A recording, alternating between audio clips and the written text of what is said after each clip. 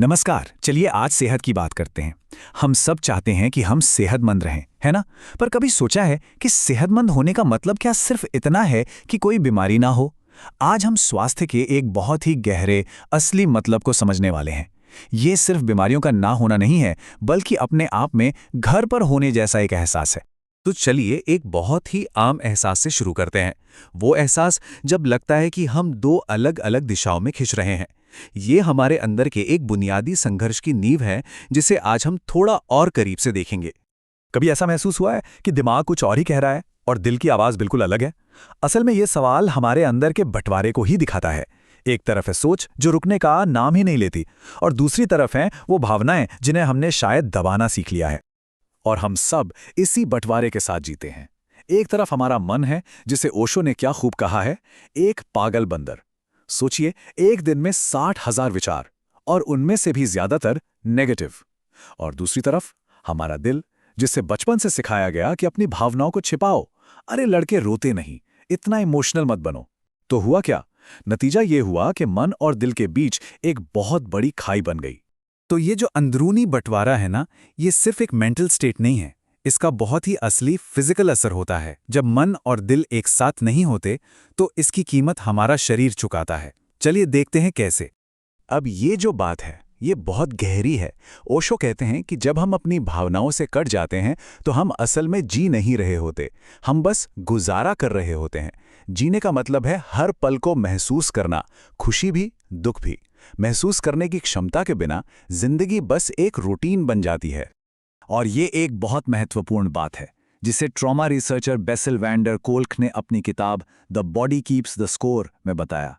इसका मतलब है कि जिन भावनाओं को हम जाहिर नहीं करते, जिन दुखों को हम दबा देते हैं, वो कहीं जाते नहीं हैं।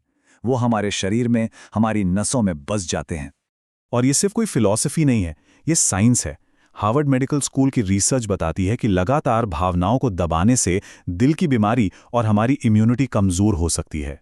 कोई पुराना ट्रॉमा जो हल नहीं हुआ, वो शरीर में पुराने दर्द की वजह बन सकता है। होता यह है कि ये दबी हुई भावनाएं स्ट्रेस हार्मोन्स बनकर शरीर में ही रह जाती हैं और धीरे धीरे उसे अंदर से बीमार करती रहती हैं। तो सवाल यह है कि क्या इस बंटवारे से बाहर आने का कोई रास्ता है?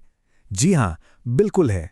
और अब हम उसी टूल की तरफ बढ़ रहे हैं जो हमारे इन बंटे हुए हिस्सों के बीच एक पुल का काम कर सकता है। और ये क्षमता हमारे अंदर ही मौजूद है। इसे कहते हैं साक्षी भाव। साक्षी का मतलब है गवाह या विटनेस। ये वो स्टेट है जब हम अपने विचारों और अपनी भावनाओं को बस देखते हैं, बिना उन्हें अच्छा या बुरा कहे। हम बस एक न्यूट्रल ऑब्जर्वर बन जाते हैं। इसे समझने के लिए ये एनालॉजी बहुत सुंदर है। सोचिए कि हम वो आकाश हैं जो हमेशा रहता है, स्थिर, शांत, और हमारे विचार और भावनाएं वो बस बादलों की तरह हैं जो आते हैं और चले जाते हैं। गुस्सा, चिंता, खुशी, ये सब बादल हैं। जब हम साक्षी भाव का अभ्यास करते हैं, तो हमें ये एहसास होने लगता है कि हम बादल नहीं, हम तो वो विशाल आकाश हैं। और यहीं से हम आज के विश्लेषण के सबसे जरूरी हिस्से पर पहुंचते हैं। जब हम साक्षी भाव से अपने मन और भावनाओं को देखना सीख जाते हैं, तब हमें हेल्थ का, स्वास्थ्य का एक बिल्कुल नया और गहरा मतलब समझ आता है। देखिए, संस्कृत में स्वास्थ्य के लिए शब्द है स्वस्थ।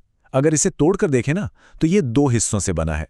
पहला है स्व, जिसका मतलब है मैं, मेरा अपना अस्तित्व, द सेल्फ। और दूसरा है स्थ, जिसका मतलब है स्थित होना। तो स्वस्थ होने का असल मतलब क्या हुआ? स्वयं में स्थित होना, literally to be at home in your self. तो देखिए, स्वास्थ्य की हमारी पूरी परिभाषा ही बदल जाती है।